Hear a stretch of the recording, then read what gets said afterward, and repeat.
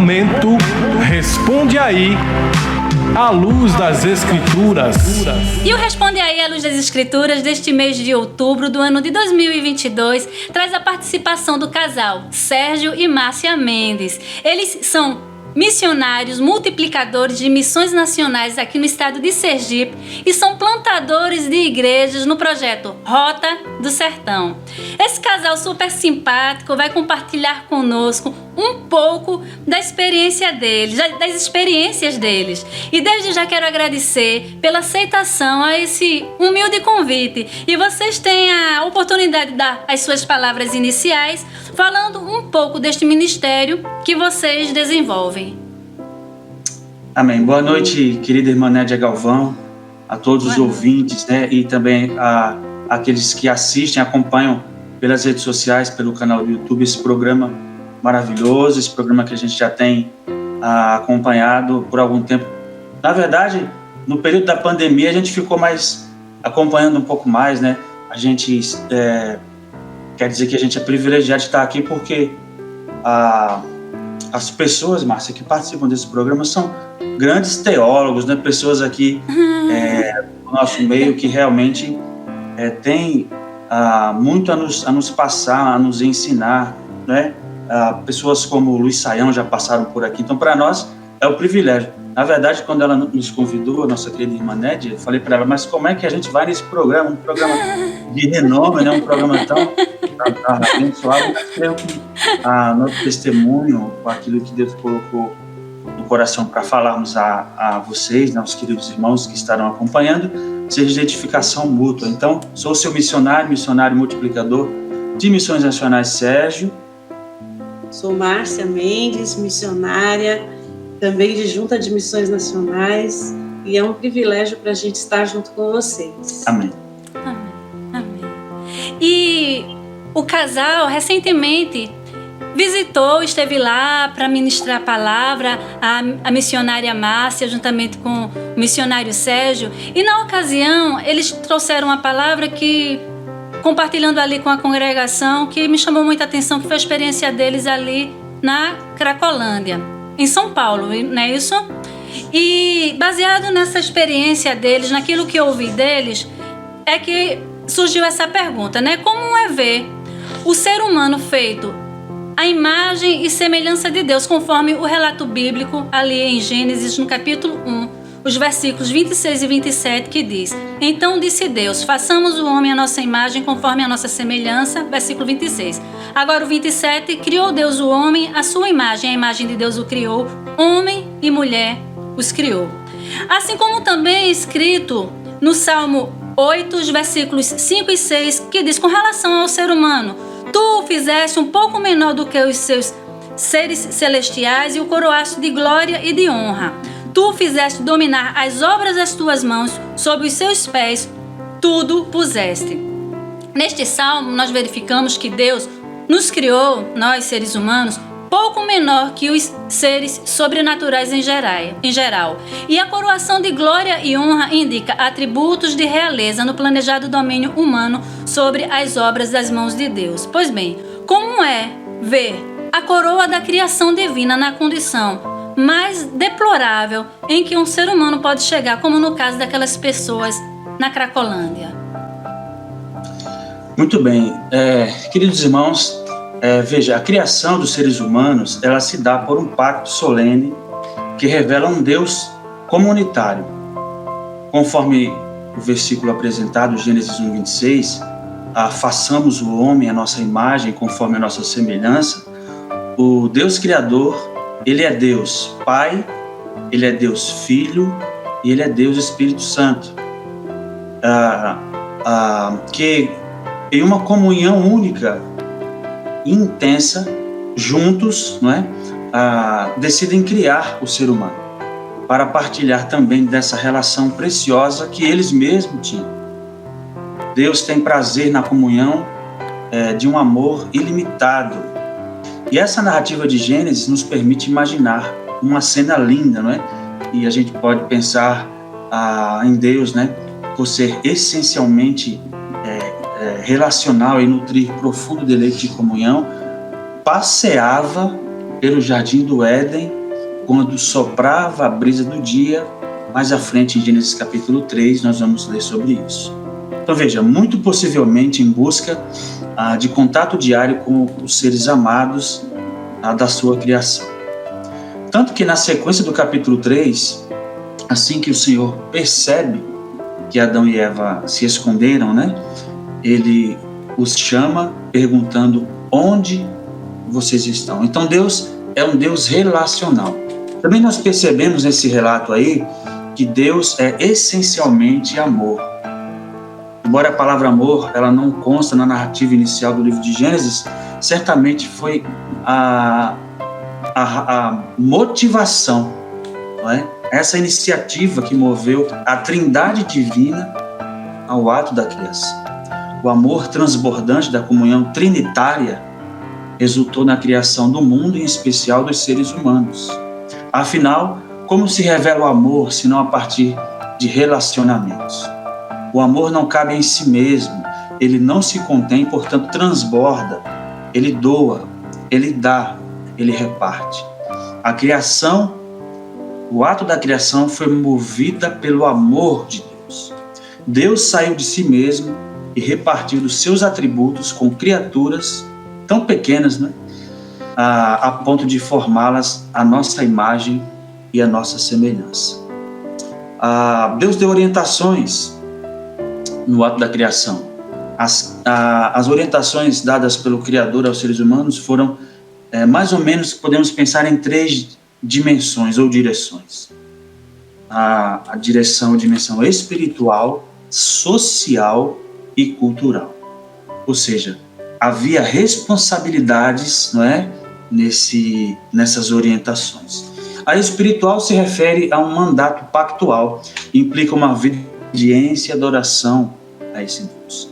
Os humanos foram criados para glorificar a Deus e também se deleitarem nele. A social diz respeito à formação da família e é um dos aspectos essenciais para a compreensão desse mandato social. A criação da mulher, por exemplo, teve o objetivo de evitar a solidão do homem e dar-lhe a bênção da multiplicação. O princípio aqui é que o ser humano não é uma ilha, não é isolado, não é uma ilha em si mesmo, não é sozinho, sem relação com os outros. Ele foi feito para se relacionar. E por último, cultural, porque o ser humano desenvolve um relacionamento singular com toda a criação feita por Deus nos 2 primeiros capítulos da Bíblia. O Senhor concedeu a condição de governar tudo o que foi criado. Nós costumamos chamar essas direções dadas por Deus de mandatos. Mandatos dados por Deus. Esse mandato é uma autorização, um poder para alguém praticar determinadas ações em nome de outra pessoa. Desde a criação, Deus pretendeu que a humanidade fosse frutífera, que reproduzisse a sua imagem e semelhança ao produzir bons frutos, gerar consequências positivas, bons resultados e também resultados benéficos. Os mandatos de Deus foram delegações de Deus para Adão e Eva, para que eles frutificassem e, ao multiplicarem, eles estariam ali intervindo, gerando, administrando e se relacionando com as coisas boas que foram criadas por esse Deus. O salmo que foi lido aí fala que nós fomos criados, não é? Os seres humanos foram criados à semelhança, né, de seres celestes, porém abaixo, né, um pouco mais abaixo. Então veja, há uma importância para Deus, para o homem. Por um ato especial, o homem foi criado por Deus à sua imagem conforme a sua semelhança, e disso discorrem o valor que ele tem e a sua dignidade. Pois bem, a irmã Nédia comentou que nós tivemos, né, no início do nosso ministério, o nosso primeiro campo missionário foi a Cristolândia. Cristolândia é um projeto de missões nacionais que foi criado dentro da Cracolândia para resgatar pessoas, né, do mundo das drogas, através de uma experiência de um pastor que se perdeu indo para a primeira igreja batista lá em São Paulo, se perdeu nas ruas ali do centro e deu de cara com a Cracolândia. Na época ainda não era como hoje, né? Hoje é uma coisa muito maior, né? Muito mais dinamizada do que na época.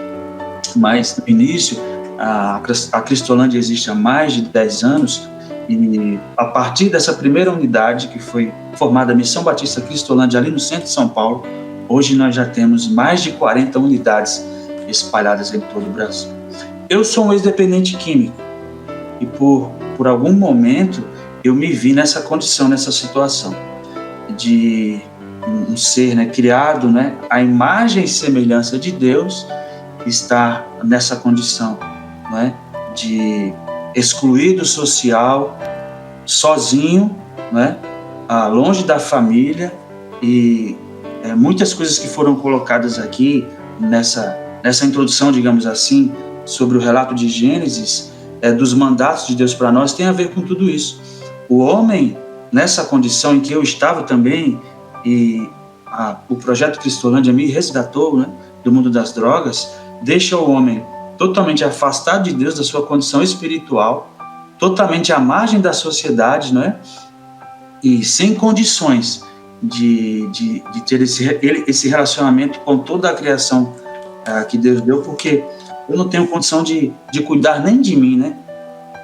Dirá das coisas que Deus deixou para que eu criasse. Então, veja, é muito triste essa realidade, mas também para nós, para a Igreja do Senhor, é uma grande oportunidade de compartilhar a salvação que só Jesus Cristo pode dar. A Igreja de Jesus não pode ignorar esta realidade, mesmo nos nossos dias. A missionária Márcia quer falar alguma coisa? Como a irmã, né, pergunta, nós que chegamos ali como missionários e povo de Deus, né, que conhecemos a Deus, as Escrituras, temos um relacionamento com Ele. É muito triste quando você vê essas pessoas ali. Porque, a priori, a gente pensa que é só os homens, os adultos, mas não. Conforme você vai circulando no meio deles, você acha idosos, crianças, jovens adolescentes, pessoas de todas as classes sociais, pessoas que deixaram trabalho, família, né, uma carreira profissional. Na época que nós estávamos lá, eu encontrei até artistas, né, da televisão aí que já fizeram novelas, juízes, advogados, médicos, pessoas que você olha e fala assim, Senhor, o que essa pessoa está fazendo aqui? Mas é muito triste, doía no nosso coração, porque você vê um semelhante seu ali. E, irmã, não é fácil você ver, e qualquer pessoa que você vai, quando você visita um lugar assim, né, porque agora a gente tem várias capitais da Cracolândia, não é só mais em São Paulo, mas se estende em outras capitais de outros estados, você vê até as pessoas comentando dentro das condições, né, dos centros ali, comentando sobre aquelas pessoas. Então, a impressão que se dá para a gente é que é uma sociedade à parte, uma sociedade que é separada. Tanto é que o próprio Estado, aonde eles estão, eles colocaram uns tapumes, assim, que era para cobrir, né, para que eles fossem separados da população. Então é muito difícil para a gente entender como é que um ser humano chega a tal grande degradação humana, né? Porque eles ficam sem identidade, eles perdem tudo, eles perdem a noção de tudo, do tempo, do espaço, da hora, eles perdem documentos, eles não sabem onde eles moram mais, porque a droga vai consumindo toda aquela lucidez deles. É muito triste a gente ver as pessoas assim na rua. E ver idosos também. Hoje nós temos um número muito grande de idosos viciados no crack. É muito triste. Muito, muito forte o relato de vocês. Para quem não conhece essa realidade, e eu confesso que eu não conheço essa realidade, eu nunca estive realmente, né, num ambiente desses, mas assim, a gente como igreja, a gente precisa realmente despertar, arregaçar as mangas, fazer algo, porque como a gente viu aqui, né, a gente conhece das Escrituras, são pessoas, são seres humanos feitos à imagem e semelhança de Deus, e nós precisamos realmente agir. E o missionário Sérgio, ele falou algo que na fala dele, que falou que Deus é um ser relacional, que se relaciona com a sua criação.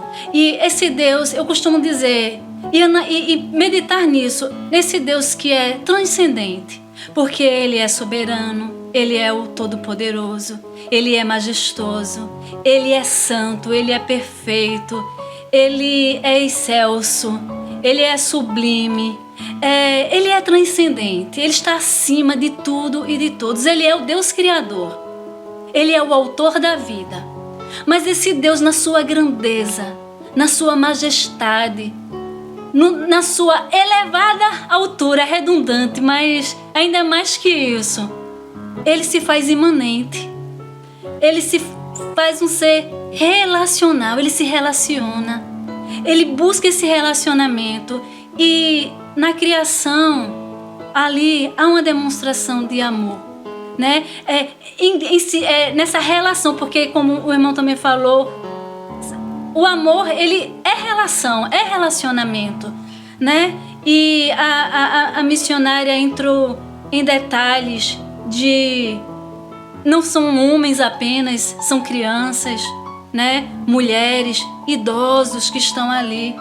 E esse poder transformador do Evangelho, assim como um dia transformou a vida aqui do nosso irmão Sérgio, que acabou de testemunhar e de falar, e eu desconhecia, né, essa parte da história, é uma prova viva dessa transformação viva e eficaz que a palavra de Deus promove. E nós precisamos levar essa palavra para esses que estão, como a irmã Márcia falou, a missionária Márcia, à margem, literalmente à margem da sociedade. Pessoas que estão ali num mundo paralelo, né, minha irmã? Né, meus irmãos? Num estado paralelo. E a igreja, ela precisa despertar, arregaçar as mangas e, no mínimo, desenvolver um trabalho de intercessão, de oração por essas pessoas, pedindo a Deus também um revestimento do seu poder na vida dos que têm um chamado especial para estarem ali, porque não é de qualquer jeito não, né? Né, missionários? Não é de qualquer jeito, tem que ter um preparo para ir ali, né? Tem que ter uma preparação, não é de qualquer jeito. E existem pessoas específicas, a gente não pode negar isso, existem pessoas que têm um chamado específico para trabalhar ali, né? E está pelo menos orando, intercedendo para que Deus esteja revestindo, capacitando esses irmãos, esses missionários para essa árdua missão. Amém. É verdade. Nós temos um preparo, né? Junta de Missões Nacionais tem o projeto do Radical, e temos também os radicais voltados para a área da Cristolândia. Mas também é interessante que a irmã falou do amor de Deus, né? O amor é tão relacional, e a gente às vezes pensa assim, nossa, onde há o pecado, né? Deus se afasta. Mas como Paulo diz, onde há o pecado, superabundou a graça, porque ele levanta pessoas para ir até essas pessoas que estão à margem da sociedade, porque, irmã, as pessoas lá nos centros, principalmente em São Paulo, que é onde foi a nossa vivência, eles têm apelidos, diversos apelidos. As pessoas nos ônibus, eu pegava o ônibus para ir embora para casa, e eles ficavam rindo, apelidando aquelas pessoas. E é triste você ver isso, a falta de amor das pessoas. E por isso que a importância, né, que nós, como igreja do Senhor, façamos a diferença e demonstremos esse amor em ação, em compaixão e graça. Porque eu chegava em casa e falava para você, eu não consigo ouvir tanta coisa, as pessoas não se compadecer de ver uma pessoa daquele jeito, porque a maioria das pessoas que vê uma pessoa em drogadição ou com qualquer outro vício, como álcool ou qualquer outro vício, eles acham que é porque a pessoa quer, e não é. Ninguém levanta de manhã e diz assim, eu vou usar droga. Tudo tem um fundo. A gente vai pesquisando, vai conversando, a gente descobre que é por influências, é pelo contexto que vive. Há várias situações. E a maioria das pessoas diz assim, ele faz isso porque ele quer. Ele não deixa porque ele não quer. E não é assim. Porque assim, a gente sabe que depois que embarca, realmente cai nessa dependência e já não faz mais porque realmente não, de uma forma deliberada. O primeiro passo é que nós podemos dizer que, apesar das influências e do contexto social, há de certa forma uma decisão pessoal, né? E é justamente um indivíduo que chega numa condição deplorável, ficando à margem da sociedade, como a gente vem falando aqui, pode ser, em parte, né, vítima de um contexto social desfavorável, mas isso não isenta da responsabilidade pessoal. Como escrito em Lamentações, capítulo 3, versículo 39, na tradução NVI, diz assim: pode um homem reclamar quando é punido por seus pecados? Já João Ferreira de Almeida, ele traduz: de que se queixa, pois, o homem? Queixe-se cada um seus pecados. Então, como é falar, missionários, para essas pessoas de suas culpas e responsabilidades, né? Sem deixá-las estar apoiadas totalmente na vitimização, que a gente sabe que existe uma influência, existe um contexto social adverso que empurra, mas fazê-las enxergar as suas más escolhas. Muito bem, então não tem como a gente não relacionar isso à lamentável escolha da humanidade, né? Nós falamos aí no contexto da primeira pergunta sobre a criação, toda aquela dinâmica que o Deus triuno permitiu ao ser humano, mas houve uma decisão, né? Uma escolha humana, e essa escolha não foi boa. No princípio, o homem vivia em um estado de inocência e mantinha perfeita comunhão com Deus. Mas, cedendo à tentação de Satanás, no ato livre de desobediência contra o seu Criador, o homem caiu no pecado e assim perdeu essa comunhão que ele tinha com Deus. E Deus se separou do homem, né? Ele ficou separado de Deus. Em consequência da queda de nossos primeiros pais, todos somos por natureza pecadores e nossa inclinação é a prática do mal, é o pecado. Todo pecado é cometido contra Deus, a pessoa de Deus, contra a sua vontade e contra as suas leis. Mas o mal praticado pelo homem também atinge o seu próximo.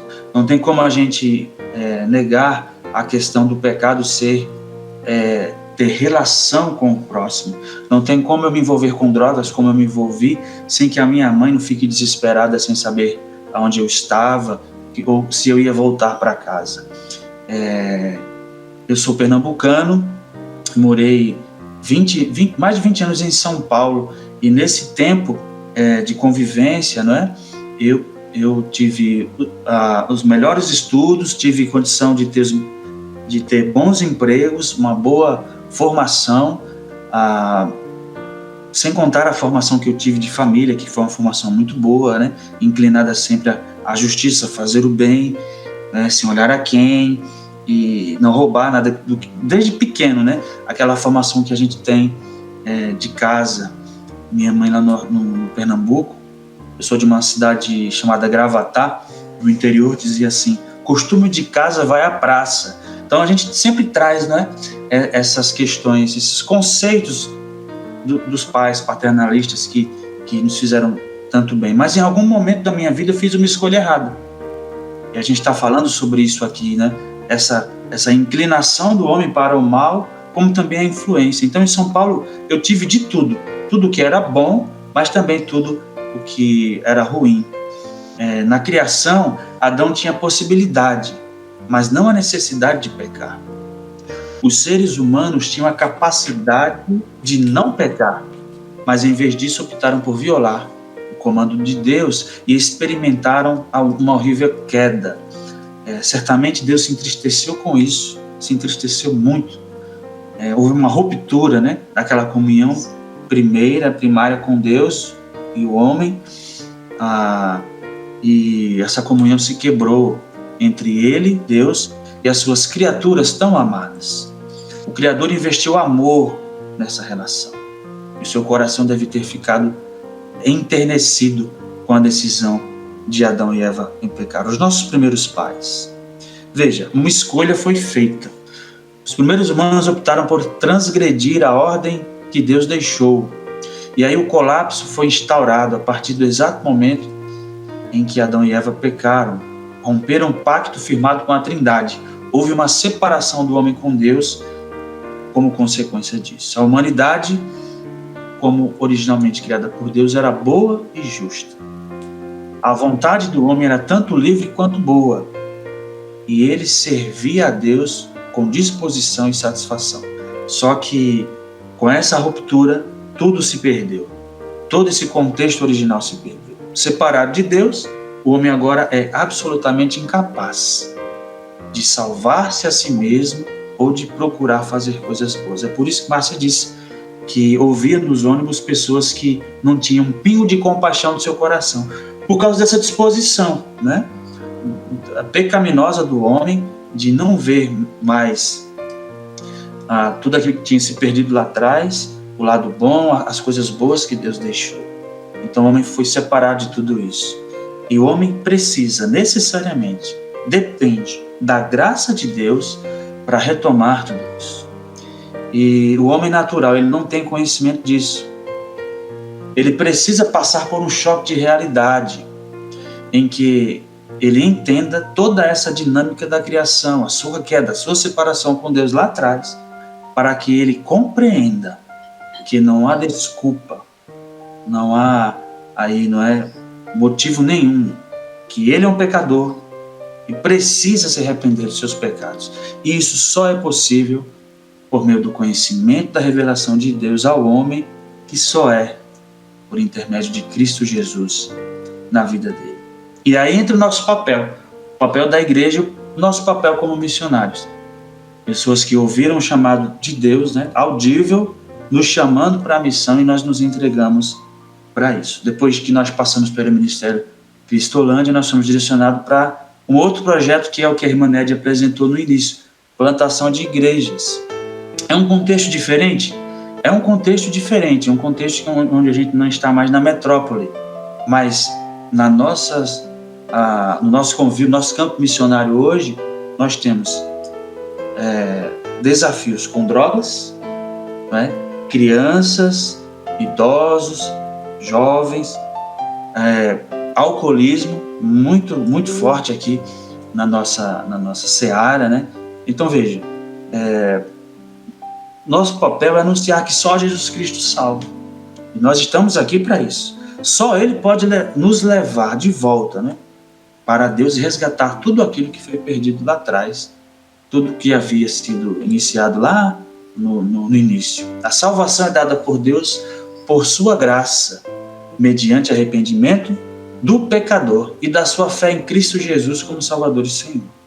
O preço da redenção eterna já foi pago uma única vez por Cristo Jesus, pelo derramamento do seu sangue na cruz do Calvário. Essa é a mensagem do Evangelho, papel da igreja e nosso papel como missionários do Senhor Jesus aqui neste lugar. Mostrar que o homem, o ser humano, ele é pecador, e salvação só por graça, por meio da fé em Cristo Jesus, nessa obra redentora de Cristo Jesus, não é isso? Amém. Isso. E é interessante também que o missionário Sérgio falou, né, dessa ruptura. Ele usou essa expressão da ruptura com Deus, e que causa que é instaurado o colapso. Isso lá no Éden, e isso hoje, o homem que está distante de Deus, ele vive de fato um colapso, né? Ele vive em agonia, né? Ainda que tenha a aparência de tranquilidade, de vida boa, de vida tranquila, ele vive em agonia. Porque não tem a paz, não foi alcançado pelo Evangelho. Ele vive nas suas mazelas, nas suas escravo de alguma coisa. E é interessante que esses desafios que vocês um dia enfrentaram ali em São Paulo, especificamente na Cracolândia. Vocês hoje estão aqui no estado do Nordeste, na área entre Agreste e Sertão, né? Plantando igrejas e encontram desafios semelhantes aqui também. Desafios com drogas lícitas e ilícitas, né? E só essa mensagem realmente de mostrar ao homem que apesar dele estar escravizado, muitas vezes já não poder conseguir por si tomar uma decisão de sair dessa vida, mas um dia ele entrou deliberadamente. Apesar das influências, das más influências, apesar do contexto social que ele convive, existe uma culpa. A gente sabe que não é o papel de vocês convencer, mas apresentar essa mensagem, né? Porque o convencimento ele vem pelo Espírito Santo. É o Espírito Santo que vai convencer o indivíduo das verdades do Evangelho, né? Mas quer falar alguma coisa, missionária Márcia? Então, eu queria complementar o seguinte, que diariamente a gente tem visto, né, uma multidão que se perde em um contexto de violência e dor muito grande. Eles estão clamando por socorro. Crianças, jovens, idosos, são protagonistas de uma violência, de abandono, de negligência, né? E eles ficam se perguntando, pedindo um socorro que eles não têm, eles não reconhecem. O nosso papel como missionário é mostrar a eles que eles têm sim, têm um caminho de esperança, que eles têm a compaixão do Senhor, que eles possam entender, né? Que eles não entendem aqui, não compreendem essa paixão que Deus, esse amor tão grande que Deus tem por cada um de nós, né? Enviando o seu filho, eles não têm esse entendimento. Então nós temos essa luta, né? De mostrar a eles que há solução para o pecador, para o homem pecador, né? E a gente vê aqui, porque quando a gente chegou aqui, a gente achou que ia plantar a igreja, que ia ser uma coisa um pouco tranquila, mas não é. A gente ficou meio assim, uma cidade de 3.000 e poucos habitantes, que já chegou a droga aqui, né? Você nunca espera que no interior fosse chegar a esse contexto, mas a gente tem esse contexto aqui também. Então, resumindo a fala da missionária Márcia, o Evangelho não só aponta o pecado do pecador, mas dá esperança ao pecador, não é isso? Amém. E no Evangelho do Senhor Jesus, escrito lá pelo evangelista Marcos, no capítulo 4, versículo 33, diz o seguinte: e com muitas parábolas semelhantes, Jesus lhes anunciava a palavra tanto quanto podiam receber, ouvir, compreender. E o termo grego aqui, traduzido por receber, ouvir ou compreender, akuein, significa ouvir e entender, compreender uma mensagem realmente. Então fala pra gente dos desafios de anunciar o Evangelho para grupos diversificados, variados, cada um com suas peculiaridades e limitações. Muito bem, eu penso que, já vou passar para a Márcia, mas eu penso que nós comentamos, né, que nessa transição de mudança de missão e também de Estado, a princípio nós tivemos um choque cultural que é normal, e aí nós fomos nos contextualizando a essa realidade. Não foge muito, porque o alvo é mostrar ao pecador que ele precisa se arrepender e decidir mudar a sua vida. Isso só há condição de acontecer por meio de Cristo Jesus. Mas a nossa missão é também amar, não o pecado, mas o pecador. E aí vem a parte de contextualização, no sentido de nós estarmos aqui, como a pergunta diz, no contexto cultural diferente. No mesmo Brasil, de tantos Brasis, nós estamos numa cultura diferente, em que a religiosidade é muito forte. As fotos vão mostrar isso. É o nosso desafio, e nós temos que amar essas pessoas. Nós estamos hoje no ranking da 2ª maior romaria do estado, e, se não me engano, a 8ª do Brasil. A nossa cidade hoje é Nossa Senhora Aparecida. Então, há 5 dias atrás, houve aqui uma manifestação, muito grande, de mais de 200 pessoas visitando uma cidade de 10 mil habitantes. Então, veja. 200 mil, né? 200 mil. É um número dobrado, né? Muito mais do que isso, né? Então, veja, essas pessoas precisam dessa direção que a Márcia falou. E, como foi dito antes, a irmã disse, não é de qualquer jeito, né? Então, veja, nós temos que nos contextualizar, e aí vem as ferramentas. Deus tem nos dado a oportunidade de estarmos com um projeto de plantação de 5 igrejas batistas em 5 anos. É um desafio aqui na Rota do Sertão, porque nós temos muitas cidades com cerca de muitos povoados sem a presença batista, sequer alguma presença evangélica. Então, nós temos um grande número de analfabetismo, né, Márcia? Exatamente. Crianças com contextos familiares, Márcia vai detalhar um pouquinho mais, dificílimos com álcool, separação, homossexualismo, né? Lesbianismo, que já invadiu também o interior, isso não é apenas para a capital. Se depois a irmã quiser editar alguma fala, pode fazer. Mas veja, Deus tem nos dado ferramenta por meio de programas. Nós temos o programa Viver, que é um programa de prevenção ao uso de drogas, que nós conhecemos e trabalhamos com ele lá na Cracolândia, que é para conscientização não só da comunidade em que a igreja está inserida, mas também da igreja local.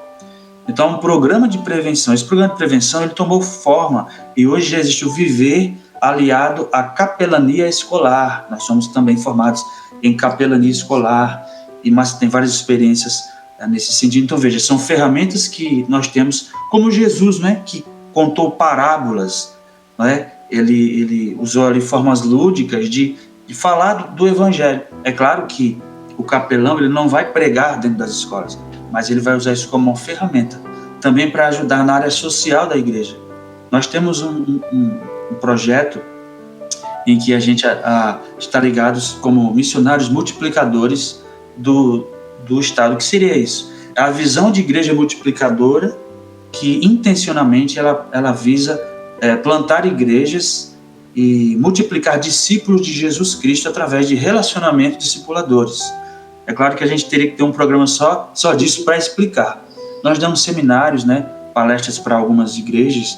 Esse movimento Multiplique já está se espalhando. É um movimento que começou com missões nacionais internamente e hoje já está já foi nomeado pela Convenção Batista Brasileira como uma ferramenta para a igreja local avançar com a pregação do Evangelho e tudo aquilo que a gente falou, né, do ato da criação de um Deus que atinge as direções espirituais, sociais, né, comunitárias, culturais, tem a ver com a visão de multiplicação de discípulos da igreja multiplicadora, porque faz parte do nosso contexto pregar o evangelho todo ao homem todo, seja ele um sertanejo, seja ele um cracudo da Cracolândia, ou seja, uma pessoa que está no mundo das drogas ou do álcool.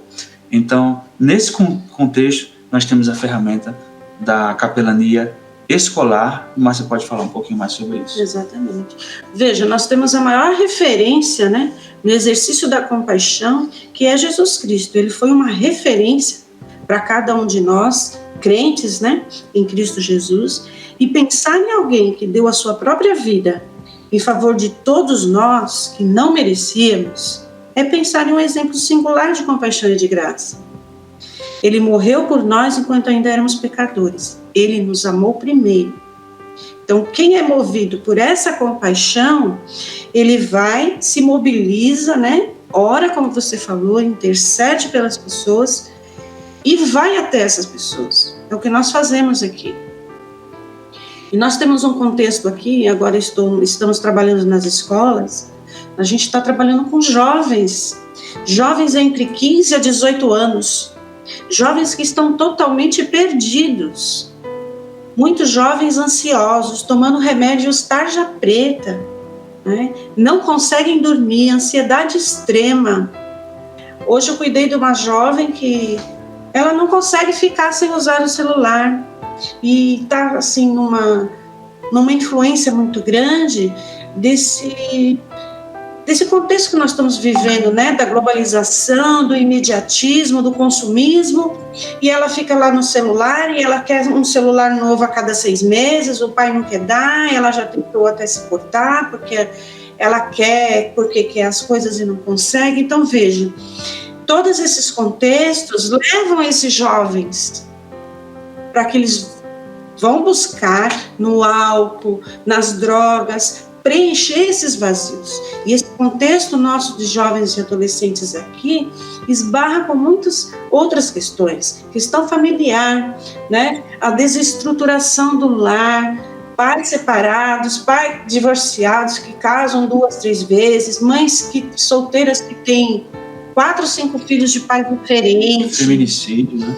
Feminicídio, agressões, né? O álcool. Nós temos aqui um índice muito grande de homens que não têm emprego, que vivem da agricultura, quando não tem como plantar, eles passam o dia bebendo. Ajuda do governo, né? E depende da ajuda do governo, né? Desses programas sociais. E o jovem, ele está estagnado, irmã, infelizmente. Os jovens hoje, pelo menos aqui nesse contexto do sertão, eles estão estagnados, sem perspectiva nenhuma. Você pergunta, você quer fazer uma faculdade? Você quer melhorar a sua vida? Eles dizem que não. Eles estão empurrando até o 3º ano do ensino médio, eles não veem a hora de acabar. Então, é uma coisa assim que a gente vê que é uma desestruturação total de valores. E aí que entra o nosso papel como igreja, né? O nosso papel como igreja dentro da capelania escolar. Para ser relevante na comunidade, na sociedade. Nós vamos fazer, como nós já fizemos, palestras de prevenção à mutilação, a suicídio. Vamos levar palestras sobre o trabalho, sobre profissões, diversas áreas nós podemos trabalhar com essas pessoas, mostrando o amor de Jesus na prática, porque algumas vezes a gente já ouviu, vocês só falam de Deus, mas vocês não praticam, né? Como é que uma pessoa vai falar do amor de Deus para uma pessoa que está com fome? Ela não vai te ouvir, ela está com fome, ela está com um monte de problemas. E nós temos muitas pessoas. E esse projeto, ele não só abrange e alcança os jovens, os professores, o corpo docente da escola e principalmente essas famílias desses adolescentes. E fazendo esse link, né, esse vínculo com as famílias, nós conseguimos ajudá-las no âmbito social, mas também agregá-las à igreja, caso elas sintam esse desejo, essa necessidade de conhecer mais sobre esse Deus. Então veja, a evangelização do mundo visa a reconciliação do homem com Deus. É dever de cada discípulo de Jesus Cristo e de todas as igrejas proclamarem, pelo exemplo, pelas palavras, a realidade do Evangelho, procurando fazer novos discípulos de Jesus Cristo a todas as nações, cabendo às igrejas, batizá-las em nome do Pai, do Filho e do Espírito Santo, como falamos no início, observando a guardar todas as coisas que Jesus ordenou. Deus tem nos dado estratégias de evangelização por meio da compaixão e graça. A mensagem do Evangelho, ela alcança o homem, o ser humano no todo, né? É uma mensagem que traz mensagem de salvação para a alma, para a redenção do ser humano, né? Mas é uma mensagem também assim que traz também esperança para viver nesta vida, né? E a irmã Márcia falou algo que a gente pode resumir, que a fé sem as obras, ela é morta, né? Eu não posso, como escrito lá na carta de Tiago, né? Eu não tem como pregar um evangelho simplesmente por palavras e não praticar. Aí fica desprovido, fica algo vazio, é algo manco, né? Fica incompleto.